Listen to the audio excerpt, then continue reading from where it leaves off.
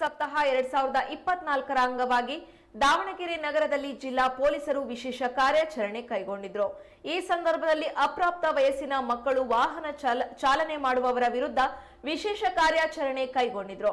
ಈ ಕಾರ್ಯಾಚರಣೆಯಲ್ಲಿ 30ಕ್ಕೂ ಹೆಚ್ಚು ದ್ವಿಚಕ್ರ ವಾಹನಗಳನ್ನು ವಶಪಡಿಸಿಕೊಂಡಿದ್ದು, ಅಪ್ರಾಪ್ತ ವಯಸ್ಸಿನ ಚಾಲಕರ ಪೋಷಕರಿಗೆ ಜಾಗೃತಿ ಮೂಡಿಸುವ ಕಾರ್ಯಕ್ರಮವನ್ನ ಅಡಿಷನಲ್ ಎಸ್ಪಿ ವಿಜಯ್ ಕುಮಾರ್ ಅಧ್ಯಕ್ಷತೆಯಲ್ಲಿ ಹಮ್ಮಿಕೊಳ್ಳಲಾಗಿತ್ತು. ಕಾರ್ಯಕ್ರಮಕ್ಕೆ ಆಗಮಿಸಿದ ಪೋಷಕರಿಗೆ ಕಾನೂನಿನಲ್ಲಿ ಸಂಚಾರ ಅರಿವನ್ನ ಮೂಡಿಸಿದ್ರು.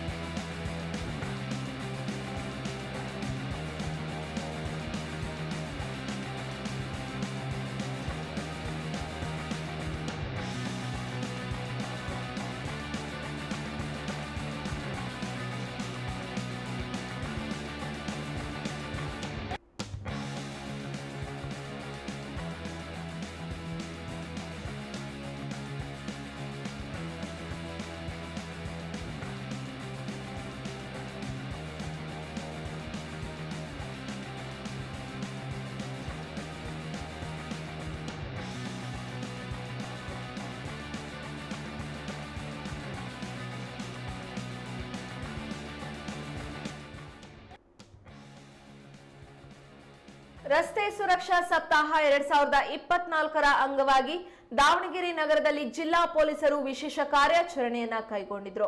ಈ ಸಂದರ್ಭದಲ್ಲಿ ಅಪ್ರಾಪ್ತ ವಯಸ್ಸಿನ ಮಕ್ಕಳು ವಾಹನ ಚಲಾವಣೆ ಮಾಡುವವರ ವಿರುದ್ಧ ವಿಶೇಷ ಕಾರ್ಯಾಚರಣೆಯನ್ನ ಕೈಗೊಂಡಿದ್ರು.